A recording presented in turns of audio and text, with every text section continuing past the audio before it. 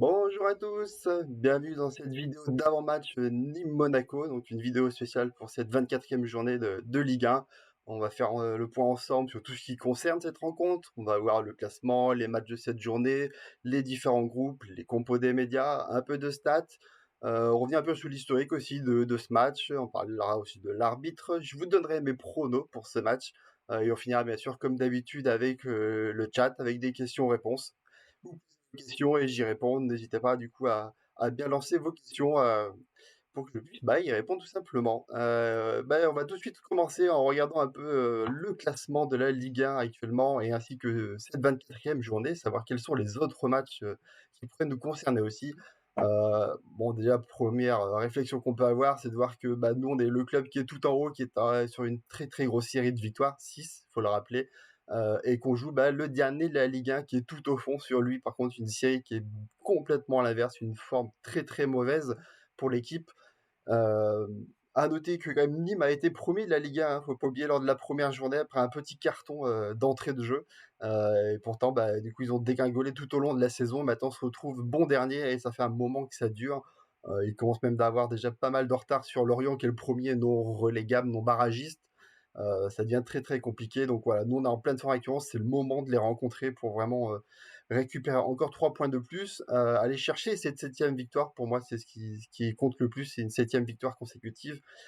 Ça fait beaucoup cette victoire, c'est sûr. Si on recherche un peu dans le passé, la dernière fois qu'on a été aussi bon, c'est l'année du titre, parce que enchaîner autant de victoires, c'est très rare, et on avait fini la saison par 12 victoires consécutives.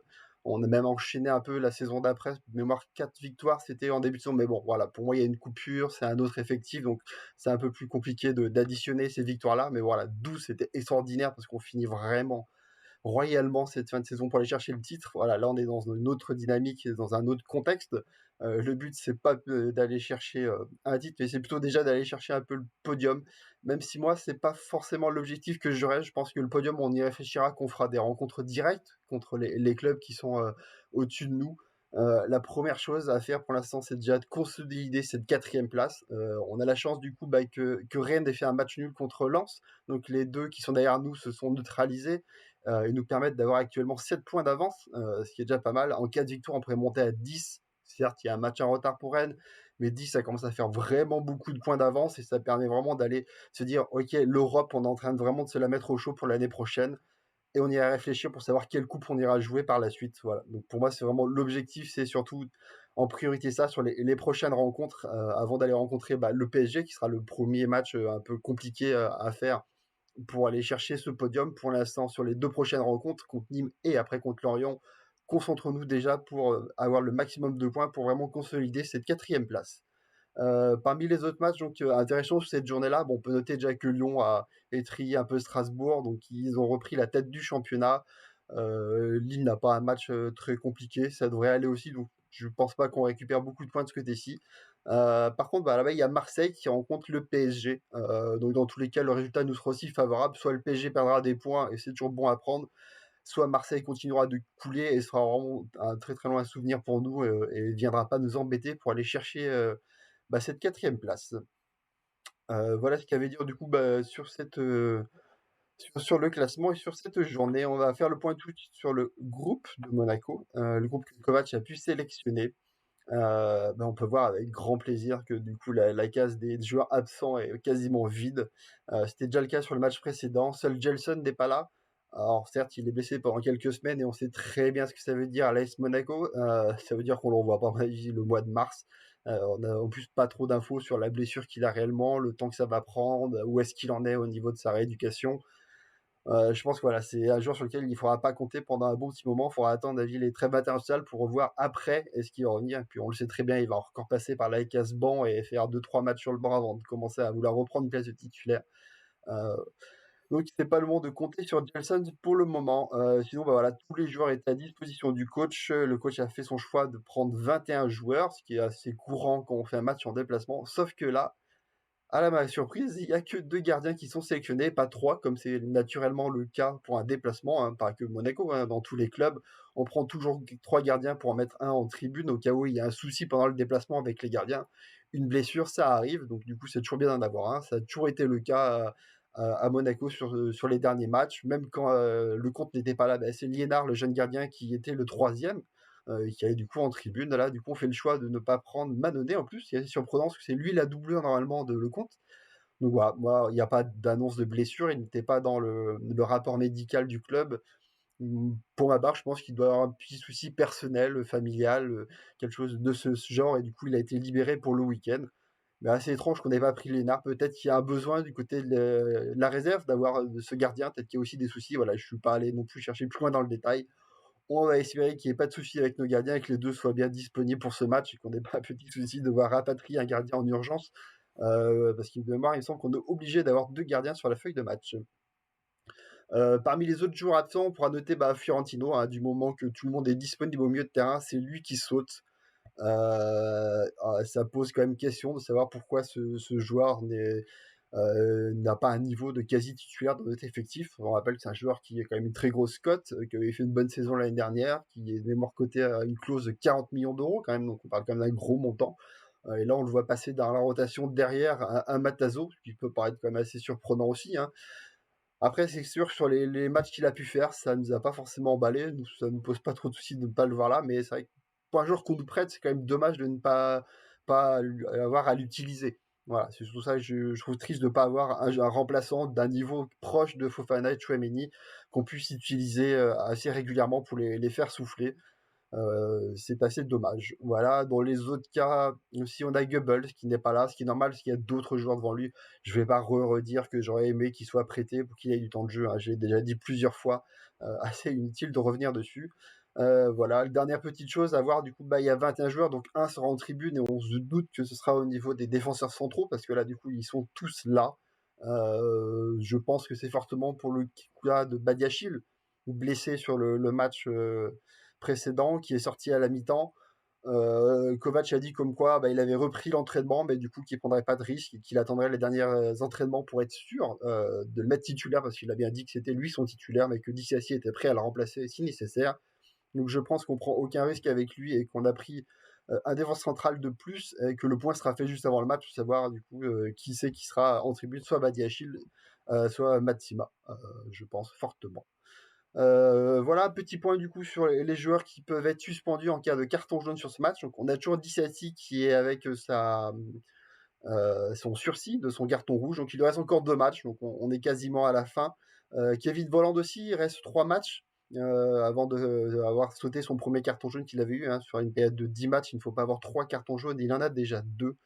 Bon, après, on a Diatta qui reste encore 7 matchs, hein, parce qu'il aurait reçu 2 cartons jaunes dès ses 2 premiers matchs de Ligue 1. Il y a échappé de peu en plus contre Nice. Je trouve qu'il y a une action qui méritait limite un jaune. Voilà, donc bon, pas de doute qu'à mon avis, il va prendre son carton jaune à un moment donné. Et le dernier, c'est Maripane, 3 matchs aussi. Voilà, alors attention, s'il y a un carton jaune qui est pris sur ce match-là, suspension, c'est contre le PSG. Donc ce serait très triste d'avoir un de ces joueurs-là qui soit survu. Diatta serait moins grave. Par contre, Maripane, Dissassi ou Voland, ça reste des joueurs qui sont potentiellement titulaires, qui ce serait embêtant de ne pas les avoir à disposition sur ce match-là. Voilà, un petit point maintenant sur le groupe adverse, savoir le groupe nîmois, donc sélectionné par Pascal Planck. Parce que du coup, il y a eu un changement d'entraîneur durant la semaine. Un nouveau coach est arrivé à Nîmes. Nouveau, pas vraiment, hein, parce que du coup, c'était l'adjoint de mémoire. En tout cas, il était déjà dans le staff, donc il a pris euh, la place d'entraîneur titulaire, on a vu temporairement le temps qu'il trouve quelqu'un d'autre. Peut-être qu'il finira la saison, ça ne nous regarde pas trop de ce qui se passe du côté de Nîmes. 3 absents à noter, Martinez, Landré et Sarr sont des absents de longue date déjà. J'ai regardé leur dernier match au mois de fin novembre ou début décembre, donc ça commence à dater. Ça fait longtemps qu'ils ne sont pas dans le groupe, donc on peut dire qu'il y a un groupe complet du côté de Nîmes qui va nous affronter. Voilà, un petit mot du coup sur le nouvel entraîneur de Nîmes. Du coup, j'ai regardé un peu ses statistiques. Il avait déjà entraîné de mémoire Boulogne et Niort. Et il reste actuellement sur une série de 14 matchs sans victoire avec Niort. Ce qui est quand même pas mal. Donc on espère en tout cas qu'il y aura un 15e match après ce match de ce week-end. Les statistiques de ce match, qu'est-ce que du coup la LFP et SofaScore nous offrent comme info intéressante sur ce match-là. On peut voir du coup là vraiment les séries en cours des deux clubs qui sont diamétralement opposés. Vraiment Monaco en pleine bourre, comme on l'avait dit, on est sur 8 matchs sans défaite. Juste ce match nul contre Saint-Étienne et qui est limite une victoire tellement on revient de loin sur ce match-là. On peut le voir sur les statistiques que nos victoires sont largement méritées. Vraiment, les curseurs sont tous en haut. À l'inverse, attention de Nîmes, c'est plutôt l'inverse. Ils ont des défaites, mais elles sont très très peu méritées. Normalement, on est plus proche du match nul. Ça veut dire que certes, ils prennent des grosses branlées, on peut le dire, hein, parce qu'il y a souvent 3 buts inscrits contre eux et avec des 2 ou 3 buts d'écart sur le résultat, mais ça veut dire que statistiquement, ils ont eu des occasions, mais qu'ils les ont pas mis au fond. Donc normalement, s'ils étaient en plus grande forme, ils pourraient arracher des matchs nuls. Donc attention que la tendance ne se renverse pas contre nous. L'effet nouveau coach, ça marche hein, quand même, on le sait bien. Les joueurs, même si ce n'est pas forcément un nouveau coach, mais les joueurs sentent que les cartes sont redistribuées, qu'il y a la possibilité d'aller chercher des places de titulaires, ou alors qu'on peut leur prendre la place de titulaire, donc ils vont vouloir se battre, montre au coach comme quoi ils peuvent compter sur eux. Donc voilà, ils peuvent hausser leur niveau de jeu à ce moment-là. Donc attention à ce genre de match, ça peut être assez piège.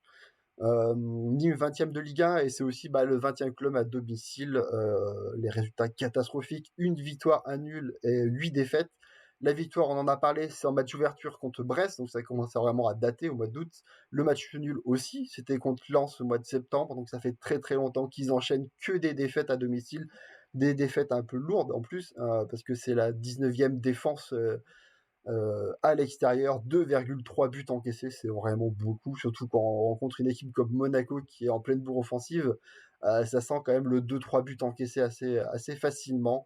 Euh, voilà, au niveau attaque, c'est pas bien mieux, c'est la 19e attaque de Ligue 1 à domicile, même pas un but par match, 0,9. On peut voir sur les derniers matchs, sur les 10 derniers matchs, c'est seulement 6 buts inscrits. C'est assez catastrophique. Et sur la même période, c'est 25 buts encaissés. Voilà, on a des statistiques qui sont très très en faveur de Monaco sur ce match-là. Sur la série en cours, on peut noter que sur les 11 derniers matchs, il y a une victoire contre l'OM, donc qui est aussi dans un tas de forme catastrophique à ce moment-là. Et du coup, un match nul contre Saint-Etienne, sinon c'est que des défaites. Côté monégasque, du coup, ça va beaucoup mieux. Si le début de saison était assez catastrophique à l'extérieur, là, on est sur une belle série de 4 victoires consécutives, ce qui fait plaisir. Certes, c'est des adversaires un peu moins prestigieux que ceux qu'on a pu rencontrer avant, parce qu'on avait eu vraiment des très gros déplacements, Rennes, Marseille, Lille, Lyon. Voilà, donc c'est un peu compliqué, certes, d'aller chercher des bons résultats. Là, par contre, ce n'est plus le cas. On a enchaîné les victoires et des belles victoires à l'extérieur. Comme on l'a dit tout à l'heure, on est sur 8 matchs en défaite. Monaco, c'est la 8e équipe à l'extérieur, 6 victoires et 5 défaites. Donc on est repassé du côté positif avec le dernier déplacement à Nantes. Côté attaque, on est la 5e attaque, 1,64 buts inscrits. Donc c'est assez favorable pour aller chercher le 2 ou 3 buts sur ce match-là.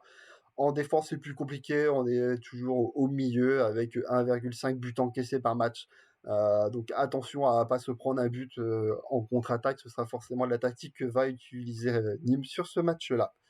À noter, du coup, on est dans une très grande forme offensive, comme je le disais. Sur les 7 derniers matchs, on est à 2 buts ou plus inscrits par match. Donc vraiment, on carbure actuellement.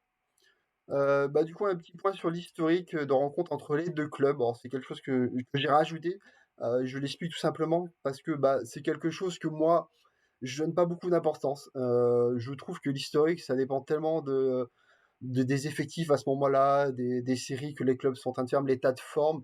Et du coup, c'est assez compliqué de comparer avec le passé, parce que c'est pas des choses comparables à mes yeux. Après, beaucoup donnent de l'importance à ce genre de choses, et on peut voir qu'il y a des séries en cours qui se poursuivent assez étrangement au fil des années, hein. Typiquement, Monaco contre le PSG va toujours faire des résultats au Parc des Princes. On a Marseille qui est incapable de gagner à Bordeaux depuis des années, des années. Voilà, il y a ce genre de séries qui arrivent à se poursuivre. Donc voilà, je vous ai sorti les stats qui sont très équilibrés entre les deux clubs. Je me pose la question si c'est des stats du coup de Ligue 1 ou si la Ligue 2 est aussi comprise, hein, parce que du coup il y a le fameux match où on va chercher notre montée contre eux avec le but de Touré, assez long à venir d'ailleurs. Du coup voilà, les stats c'est 2 victoires pour Nîmes, 4 matchs nuls, 2 pour Monaco, très équilibré. Euh, on peut voir que hormis notre victoire à domicile 3-0 en début d'année, du coup on était sur une mauvaise série contre eux, que des défaites et des matchs nuls. On va voir aussi que les 3 derniers matchs sont plutôt ouverts, parce que du coup c'est 3 buts, 4 buts, 4 buts. Espérons que ça ne change pas, que ce soit aussi 3 ou 4 buts pour Monaco sur la rencontre de cet après-midi. Petit point sur les compos médias, voilà, elles sont toutes fraîches, elles sont sorties ce matin. Ce que nous annonce du coup Nice Matin et l'équipe, des choses assez similaires. Ça fait plaisir de voir que l'équipe nous a mis dans une tactique en 3-4-3, du moins une de ses variantes. C'est marrant parce que moi, pour les pronos ASM qu'on verra tout à l'heure, c'est ce que j'avais fait aussi pour passer sur la petite tactique offensive de Monaco. J'ai trouvé ça marrant de voir que l'équipe l'avait fait aussi. Au niveau de l'effectif monégasque, les compos qui sont annoncés par les médias, du coup, un seul petit changement entre les deux tactiques, c'est entre Diatta et Aguilar. Assez logique de se poser la question qui va jouer entre les deux. Moi, j'y reviendrai tout à l'heure dans mes pronostics. Moi aussi, je me suis posé la question et je trouve que Diatta n'est pas forcément un titulaire en puissance et qu'il y a moyen de se poser la question est-ce que Aguilar serait pas mieux dans ce rôle-là, sachant que voilà, on n'est pas comme sur Nice Matin avec un poste de milieu, mais bien sur un poste de piston, un poste de prédilection pour Aguilar, ce qu'il avait joué avec Montpellier. Autre petit questionnement, du coup, c'est Badiachil, forcément, avec est-ce qu'il est capable d'être titulaire ou est-ce que Dissassi va lui prendre la place pour choix de blessure, bien sûr, on n'est pas là-dessus. C'est Nice Matin qui se pose la question. L'équipe tranche en disant que c'est Badiachil qui va jouer. On verra que c'est aussi sur quoi je suis finalement parti. Je me suis longtemps posé la question. J'ai tranché vraiment il y a 5 minutes entre les deux. Voilà, si on reste sur les titulaires, la conférence d'avant-match de Kovac a été assez claire. Il s'est posé des questions, savoir s'il ferait pas tourner contre Nice. C'est ce qu'il souhaitait faire au début, avant le match contre Nantes. Puis suite au match contre Nantes, il a vu que ça tournait tellement bien qu'il ne voulait pas changer les choses, qu'il voulait enchaîner avec cette équipe contre Nice, et il a bien fait. Et qu'a priori, il veut continuer comme ça. Les joueurs sont certes fatigués, mais et qu'il y aurait la rotation contre Grenoble, il l'a annoncé, mais pas en Ligue 1. Donc je pense que contre Nîmes et contre Lorient, on risque de retrouver quasiment les mêmes joueurs qui vont jouer. Voilà. Si on regarde de l'autre côté, maintenant, côté Nîmois, on retrouve là aussi 10 joueurs identiques, dans des schémas quasiment les mêmes, parce qu'on est sur du 4-5-1, avec une variante un peu au milieu, savoir si c'est un triangle pointe basse, pointe haute. Le seul joueur qui a une différence, c'est la pointe de l'attaque, donc du coup entre Koné et Duljevic, je vais arriver à le dire. Voilà, pour moi, Nîmes va surtout jouer la contre-attaque, va jouer un bloc bas. Il y a un nouveau coach, donc je pense qu'il veut d'abord chercher à gagner son point du match nul contre une grosse équipe, se rassurer défensivement, éviter l'hémorragie actuelle, encaisser beaucoup de buts. À mon avis, ça va être surtout jouer en contre-attaque contre tout, parce qu'on sait très bien que c'est comme ça qu'on nous fait mal. On a une ligne de récupération très très haute, on va chercher le ballon dans les pieds de l'adversaire très très haut, et donc c'est assez facile de nous prendre en contre-attaque. Euh, Surtout en partant sur les côtés, en repiquant dans l'axe. Donc je pense que c'est ce que va faire Nîmes, surtout que leurs deux joueurs qui sont les plus en forme actuelle et les plus dangereux depuis le début de la saison, même si c'est des stats qui sont pas très très folles. Ça va être Ripard avec 4 buts, leur meilleur buteur, et Ferra avec 3 buts, 3 passes décisives. C'est les deux joueurs sur les côtés, donc qui seront bien sûr amenés à faire les contre-attaques. Attention, même s'il est remplaçant à Nolan Roux, pas non plus que ce soit un très grand attaquant de Ligue 1 qui me fasse peur, mais c'est plutôt un joueur contre nous qui a plutôt réussi, qui a inscrit pas mal de buts contre nous. Donc attention à sa rentrée. Il a un style de jeu assez compliqué toujours à maintenir et qui a su nous faire mal par le passé. Donc ça me ferait un peu chier qu'ils nous mettent encore un but aujourd'hui. Voilà ce qu'il avait dit en tout cas sur les compos des médias. Petit point sur l'arbitrage. Aujourd'hui, ce sera du coup Clément Turpin qui va nous arbitrer. Alors, assez critiqué. Beaucoup pensent que Clément Turpin est un arbitre qui nous arbitre mal, mais pourtant je peux vous le dire que les stats sont pas du tout dans ce sens-là. Depuis 2016 que je récupère les notes des Twitter, l'équipe et de Nice Matin, il est deuxième au classement. C'est un des arbitres qui est le mieux noté par les médias et par nous-mêmes. Euh, c'est pourtant en plus un arbitre qui a énormément arbitré. Voilà, c'est le deuxième arbitre qui a eu le plus de notes, 15 notes sur cette période. C'est qu'on peut le voir sur les 7 derniers matchs. Je ne les ai pas sortis les 15, je les ai sortis que le dernier. Il n'y a que des notes positives. La plus basse, c'est le match de cette année contre le PSG. Et c'est pas du fait qu'il aimait l'arbitre Monaco, c'est plutôt les Parisiens qui pourraient se sentir lésés avec 2 buts refusés, dont un qui est vraiment très très limite. Donc voilà, qui fait qu'il n'a pas eu la moyenne sur ce match-là. Mais sinon, tous les autres matchs, c'est des très bonnes notes. Il faut remonter vraiment beaucoup plus loin pour trouver des matchs. Il en a eu des matchs où c'était assez catastrophique et qu'on peut lui en vouloir sur son arbitrage, mais ça commençait à dater. 2 matchs cette saison contre le PSG, comme je l'ai dit, contre Nantes aussi en début d'année. Donc 2 bons souvenirs pour nous, 2 victoires. Espérons que ça continue. À noter, du coup, c'est un arbitre qui nous cartonne très, très peu. Un seul carton rouge en 15 matchs et surtout, c'est le 3e arbitre à mettre le moins de cartons jaunes, ce qui tombe plutôt bien parce qu'on veut vraiment éviter d'avoir une suspension contre le PSG en prenant des cartons jaunes sur les 4 joueurs que j'ai cités un peu plus tôt dans la vidéo. Et maintenant, c'est le point de vous faire voir mes pronos ASM, savoir qu'est-ce que j'ai bien pu prévoir. Voilà, comme vous pouvez le voir, je suis reparti sur le 3-4-3, ça me faisait plaisir de mettre cette tactique. La défense centrale, bon, le gardien, je passe vite, c'est le compte forcément. La défense centrale, de moi, les 3 défensifs en phase offensif. Sidibé, pour moi, qui maintenant ne bougera pas. De toute façon, en conférence de presse, Kovac l'a bien dit, comme quoi c'était un nouveau rôle pour lui et que ça lui allait très bien et qu'il est très performant, qu'il était très satisfait de lui. Donc, pas de raison qu'il perde sa place. Maripane, en ce moment, est sur une autre planète, donc clairement, il ne va pas changer. Badiachil dit ça si. Moi, je suis parti sur Badiachil parce que du coup, Kovac veut continuer. De toute façon, il l'a bien annoncé que c'était Badiachil le titulaire et pas Dissassi. Pour moi, si Badiachil est du voyage, c'est qu'il est apte à jouer. Parce que sinon, s'il n'est pas apte à jouer, je vois pas pourquoi il serait sur le banc. Encore moins, on prendrait le risque d'aller le mettre en tribune. Donc, c'est vraiment ce s'il reçoit, il ressent plutôt une gêne à l'échauffement et que du coup, dans ce cas-là, ce serait Dissassi qui prendrait sa place. Je pense qu'on va retrouver Badiachil qui sera titulaire sur ce match-là. Sur le reste des postes, un seul changement pour moi. J'ai sorti Diatta, j'ai mis Aguilar. Parce que pour moi, Aguilar, c'est un des meilleurs joueurs depuis le début de cette saison. Certes, un petit peu moins bien sur les derniers matchs, mais ça reste au-dessus de ce que Diatta a pu montrer sur les derniers matchs. Donc moi, je repasserai avec un Aguilar sur ce match-là. Et sur les autres postes, pas de changement parce que Kovac fait très peu de rotation, hein. On a pu le remarquer au mois de décembre, quand on était dans le dur et quand on était dans une série de matchs tous les 3 jours. Il y a eu très peu de rotation.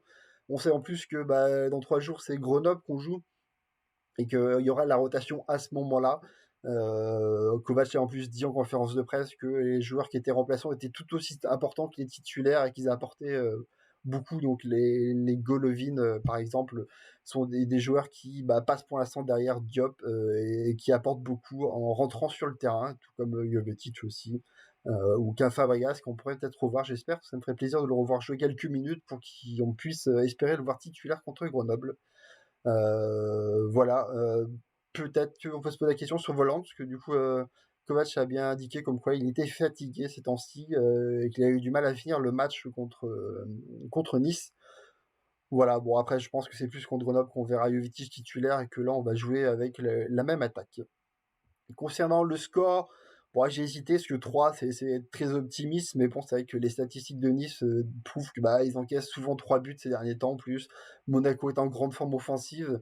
Donc voilà, je suis parti sur le 3 buts. En plus, beaucoup de joueurs ont pour l'instant pronostiqué aussi ce 3 buts, donc je voulais pas perdre des points bêtement par rapport aux autres joueurs. C'est un peu tactique aussi ce choix-là. Le clean sheet, là aussi, on se doute que Monaco, c'est assez facile de prendre un but. Une frappe cadrée sur 2, ça finit au fond des filets. Donc, on n'est pas à l'abri de faire un petit 3-1. J'ai hésité avec ce score-là. Mais bon, on va espérer un 3-0, un clean sheet. Ça ferait plaisir pour tout le monde. Concernant, est-ce que plus de 20% des frappes qui seront converties en but?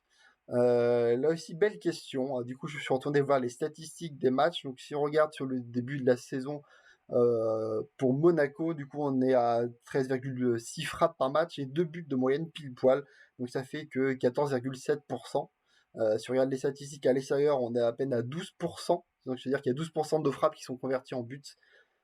Et du coup, si on regarde les stats de Nîmes aussi sur les frappes que eux encaissent, du coup, en général, ils sont à 14% et pareil à domicile. Donc, on est largement en dessous des 20%. Du coup, moi, j'ai choisi de mettre non. Je m'attends à un match où on frappe beaucoup, certes beaucoup de frappes contrées, pas forcément beaucoup de frappes cadrées.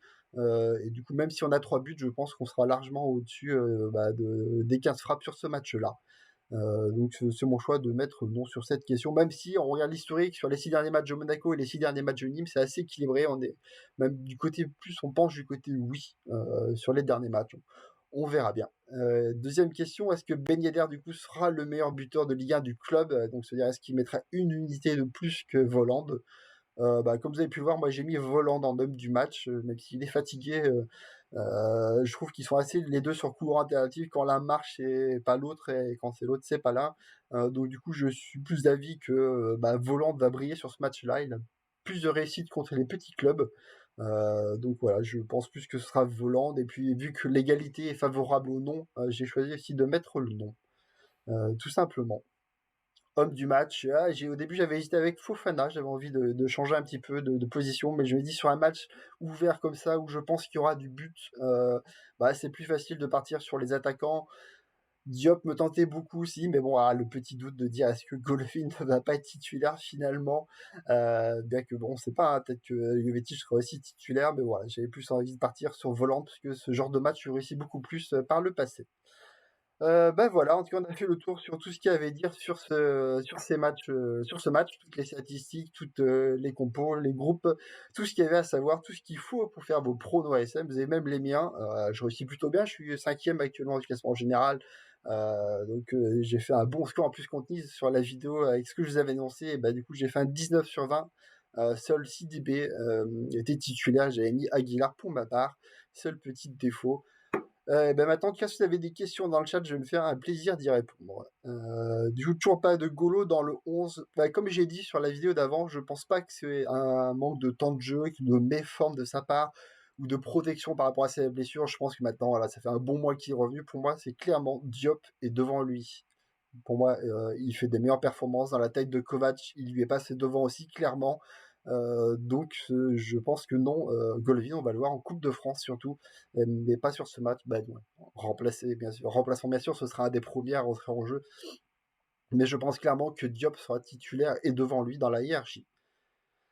Si Fofana frappe pas, c'est pas jouable. Oui, oui, et puis quand il frappe, c'est largement au-dessus aussi. C'est un peu son problème, c'est qu'il a une très très belle frappe de balle, mais un peu du mal à se pencher sur sa frappe pour éviter qu'elle monte très très vite. Ce qui est un peu dommage. Quand il arrivera à faire ça, à retrouver une bonne position de frappe, et avec la puissance qu'il a, ça pourrait vraiment faire des ravages. Donc ce serait bien qu'il travaille bien ça à l'entraînement, parce que ça ferait plaisir de le voir avoir ce genre de but. C'est vrai que c'est assez rare. On a plus l'habitude de buts dans la surface de jeu que de voir des bonnes vieilles frappes de loin entrer au fond des filets. On va bien taper quelques poteaux encore aussi. Oui, oui, c'est vrai qu'on est une des équipes qui tape le plus au poteau, j'ai vu ça. Je crois que c'est Lyon qui est en tête, mais nous on est juste derrière. Dans les statistiques, on a frappé pas mal de fois au poteau. Même si dans les statistiques de la Ligue 1 que j'ai lu, on a vu aussi que le ratio nombre de frappes faites et nombre de buts, on est largement favorable. On est une des équipes du coup qui a le meilleur ratio, ce qui est très, très positif pour nous aussi. Très optimiste sur ce score, oui, c'est vrai. C'est pourtant pas mon style, hein. Comme vous avez pu le voir depuis que je le fais, ça commence à faire 10-12 vidéos que je fais où j'annonce mes pronos SM et j'annonce mes scores. Je suis plus pessimiste et je vais plus sur des fois des matchs nuls quand c'est un peu litigieux. Je monte à 1-2 buts, c'est très rare. C'est une des premières fois que je mets 3 buts, surtout à l'extérieur, c'est quand même plus compliqué. Là, je fais le choix parce que clairement, c'est une équipe qui est dans le doute.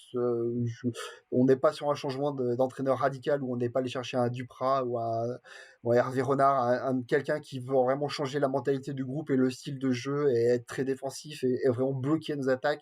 Là, on reste sur un entraîneur adjoint qui en plus n'a pas des grosses statistiques en tant qu'entraîneur quand on regarde ses résultats. Donc je pense que ça restera très ouvert et qu'on a la capacité d'aller leur faire mal. Pas mal de joueurs savent qu'ils vont, à mon avis, être au repos contre Grenoble, donc vont un peu pouvoir se lâcher. C'était une des raisons pourquoi je faisais ce choix-là. 18h le débrief, oui, oui, c'est une très bonne chose. Merci Romain de l'annoncer, parce que du coup j'ai eu un doute qu'il se fasse ou pas, parce que moi je ne suis pas disponible, je ne vais même pas voir le match. Je suis de déménagement malheureusement. Je le suivrai sur portable, donc oui, n'hésitez pas à 18h d'aller écouter Radio Diagonale pour parler du débrief, en espérant qu'on va parler de cette 7e victoire. Ça ferait vraiment plaisir. Match compliqué face à un adversaire qui vient de changer de coach et qui joue sa survie. Je vais juste en parler, je ne vais pas revenir dessus, mais oui, clairement, c'est jamais simple de jouer les petites équipes. Plus on approche de la fin du championnat, plus ça devient des matchs très compliqués. Elles jouent pour leur survie, donc elles lâchent rien du tout. C'est toujours compliqué. Le plus dur étant toujours d'aller ouvrir le score contre ces équipes-là. Parce que du coup, elles défendent le moins de points et même le point du match nul contre un gros, c'est un très très bon résultat pour eux. Il faut faire un 6-6 avant Paris. 6 points, oui, bien sûr, ce serait bien. Attention à Lorient, hein, comme je l'ai mis sur Twitter, ils reviennent très très bien. Je crois qu'ils sont sur 5 matchs sans défaite, donc ils font une très très grosse série. Attention à pas les jouer, voir le match trop facile, ce sera pas simple à aller chercher, mais c'est sûr qu'avant d'aller rencontrer le PSG, si on veut espérer aller gratter des places sur le podium, ce serait bien de faire le maximum de points avant ça. Allez-y, si vous avez d'autres questions, je vais essayer de remonter un peu pour voir s'il y en a pas que j'ai pu rater. À part Paris, on enchaîne les gros matchs. J'ai regardé, non, c'est pas non plus. J'avais peur qu'on fasse vraiment un enchaînement en jouant tous les gros, mais ça va, c'est plutôt bien réparti. Ces matchs, bon, gros matchs et matchs moyens qu'on enchaîne, certes, mais j'avais peur de l'enchaînement, comme on a pu faire là par le début de saison, qu'on enchaîne les Lille, Lyon, Rennes, tout ça. Ça va. C'est assez équilibré. Quand je regarde du coup les matchs pour viser le podium, il faut savoir que Lille, Lyon, Rennes, c'est que des matchs à domicile, donc ça c'est très favorable. On se déplacera bien sûr au Parc des Princes, mais bon, c'est comme jouer à domicile, hein, on le sait, c'est plutôt un endroit qui nous réussit bien. Donc on a plutôt les cartes entre nos mains sur cette fin de saison. On a plutôt l'avantage du terrain, même si ça change pas grand-chose parce qu'il n'y a pas le public, mais ça change le fait que les joueurs connaissent très bien le stade, ses dimensions, le type de la pelouse, la position des joueurs. C'est quand même plus simple de jouer à domicile, ça a quand même un petit avantage. 100% de rotation Grenoble, oula, non, surtout pas. Attention, Grenoble, c'est troisième de Ligue 2, c'est une équipe qui, certes, a eu un mois de janvier un peu compliqué, mais là, ils reviennent bien. Il faut vraiment faire attention à ce genre d'équipe à domicile en plus. Je pense qu'il ne faut pas les prendre trop facilement en disant c'est une Ligue 2, ça va être simple. Non, non, non.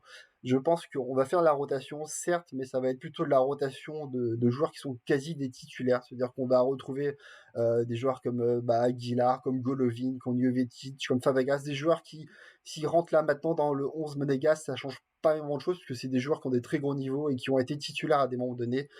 Dissassi aussi, hein, dans ce cas.